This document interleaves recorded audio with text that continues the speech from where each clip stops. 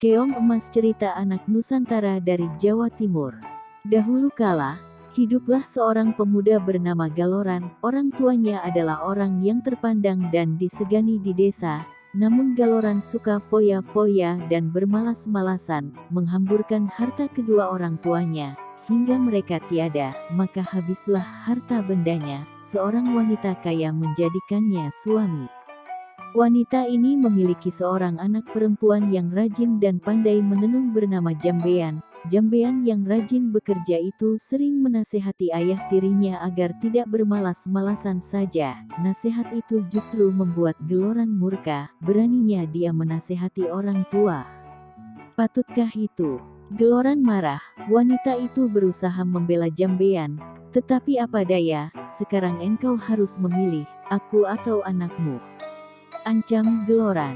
Hati ibu Jambean sangat sedih mendengar perkataan Galoran. Dia menangis siang malam karena bingung. Suatu hari dia memanggil anaknya, "Jambean anakku, kemarilah nak," serunya lirih. Jambean langsung menghampiri ibunya yang tengah bersedih. "Mengapa emak bersedih saja?"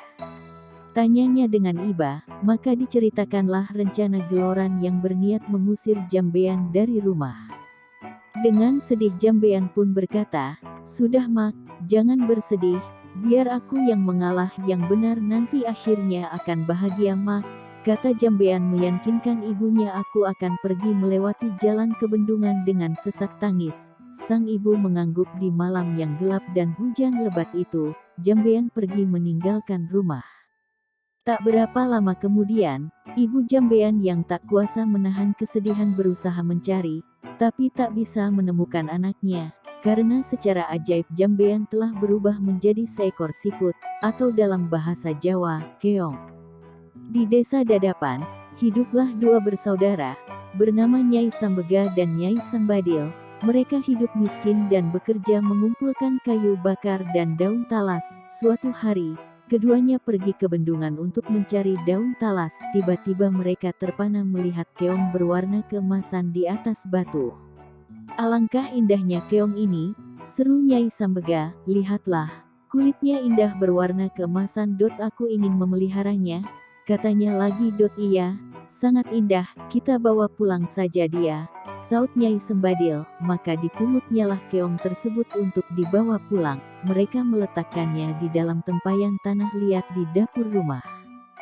Semenjak itu, kehidupan mereka berubah, terutama setiap pulang dari bekerja. Di dapur selalu tersedia lauk dan rumah berubah menjadi rapi dan bersih. Nyai Sambega dan Nyai Sambadil merasa heran dengan keadaan itu. Mereka berencana untuk mencari tahu, siapakah yang melakukan semua itu. Suatu hari, seperti biasa, mereka berangkat kerja, tetapi sebenarnya, mereka hanya berpura-pura pergi. Setelah agak jauh dari rumah, mereka kembali menyelinap ke belakang rumah, menuju dapur. Dari dapur terdengar suara seseorang sedang memasak. Kedua nyai itu sangat terkejut saat melihat seorang gadis cantik keluar dari tempayan tanah liat tempat keong emas peliharaan mereka. "Tentu dia adalah jelmaan dari keong emas itu," bisik Nyai Sambega. "Ayo kita tangkap sebelum dia berubah lagi menjadi keong emas," bisik Nyai Sambadil. Dengan mengendap-endap, mereka masuk ke dapur. Lalu ditangkaplah gadis yang sedang memasak itu. Keong emas yang menjelma menjadi Jambean awalnya takut, akhirnya bisa tenang. "Siapa gerangan kamu nak?" desak Nyai Sambega penasaran. "Apakah kamu bidadari?" tanyanya lagi. "Bukan, saya manusia biasa. Saya diusir oleh ayah tiri saya, sehingga menjelma menjadi keong," sahut Jambean tertunduk. Kedua nyai itu terharu mendengar cerita Jambean. Apalagi melihat ketekunan gadis itu dalam bekerja, dan kebaikan hatinya. Akhirnya keong emas diangkat sebagai anak. Sejak itu, keong emas membantu kedua nyai itu dengan menenun. Tenunannya sangat indah dan bagus, sehingga terkenal sampai ke seluruh negeri. Karena hasil tenunannya itu juga, kedua nyai tersebut menjadi bertambah makmur. Tenunan Jambean yang indah itu terkenal sampai ke ibu kota kerajaan. Sang raja muda sangat tertarik dengan tenunan buatan Jambean, hingga raja memutuskan untuk melihat sendiri proses pembuatannya.